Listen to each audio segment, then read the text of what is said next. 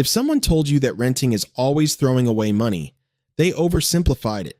Because in 2026, for a lot of people, buying a house is actually the more expensive move. And I'm not saying that to be provocative.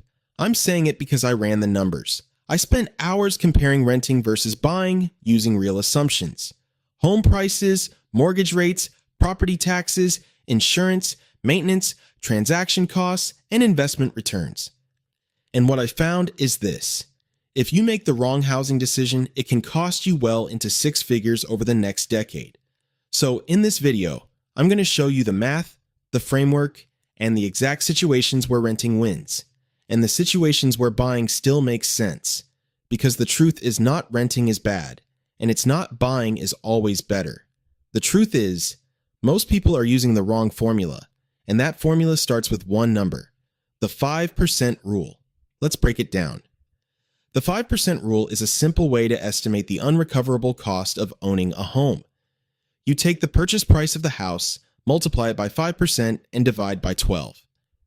That gives you a rough monthly benchmark for the cost of owning before you even start romanticizing the idea of building equity. And no, this number isn't random. It comes from three major costs: about 1% for property taxes, about 1% for maintenance, and about 3% for the opportunity cost of tying up your money in the house instead of investing it elsewhere.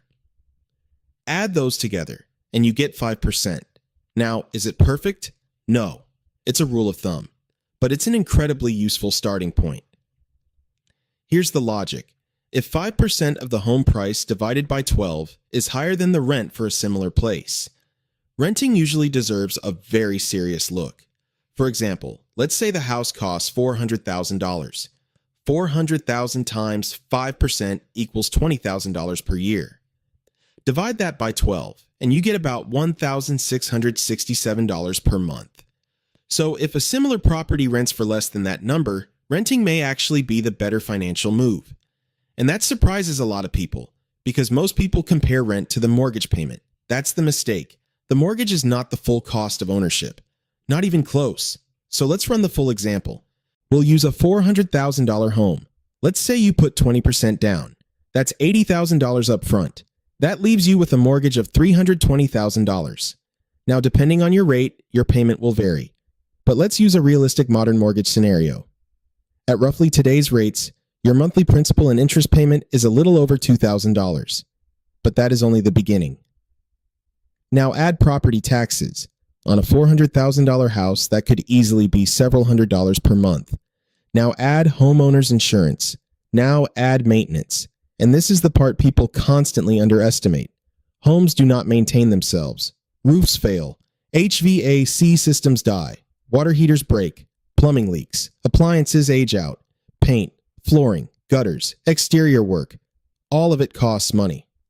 A common rule of thumb is 1% of the home value per year in maintenance. On a $400,000 home, that's roughly $4,000 a year, or about $333 a month. So once you add everything up, your real monthly housing cost is often dramatically higher than the mortgage payment you saw on the lender's website. And that's why so many first-time buyers get blindsided. They budget for the mortgage. They survive the closing. Then the real cost of ownership starts showing up. And we're still not done, because there are hidden costs that almost nobody talks about honestly.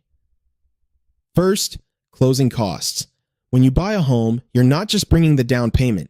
You're also paying thousands in lender fees, title fees, escrow charges, and other closing costs.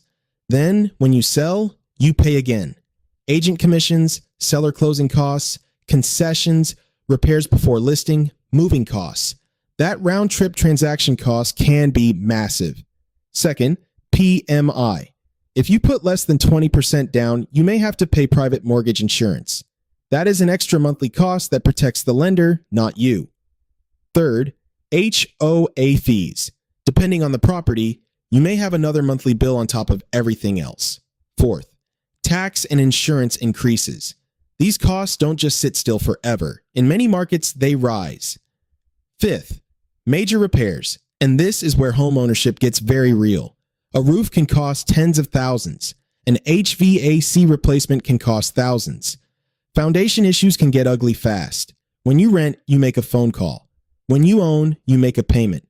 And then there's the biggest cost of all, opportunity cost. This is the part almost nobody includes in the conversation. If you put $80,000 into a down payment, that money is no longer available to invest elsewhere. Now, to be clear, a home can appreciate, and over long periods, that can absolutely help build wealth.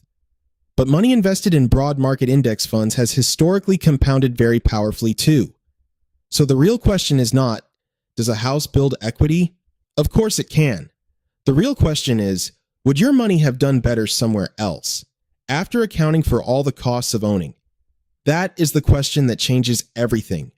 Let's say instead of putting $80,000 into a down payment, you invested it. Then let's say the renter also invested the monthly difference between renting and owning. Over time, that gap can become enormous. That's why in some markets, renting and investing the difference can outperform buying by a very meaningful margin over 10 years. Not always, but far more often than people think. So does that mean nobody should buy? No. It means buying is not automatically the smart decision. It has to be the right decision for your situation. So let's talk about when renting is usually the better move. Number 1, you might move within 5 years. This is one of the biggest factors. Transaction costs are brutal. If you buy and then sell too soon, the math often works against you. Number 2, rent is low relative to prices in your market. If home prices are extremely high compared to equivalent rent, buying may be mathematically inefficient. Number 3, you do not have a strong emergency fund. If one repair, one layoff, or one surprise bill can wreck your finances, you are not in a strong position to own yet. Number 4, your income or location is unstable. If your career may require flexibility, renting gives you options. Buying reduces them. Number 5, your capital has better uses.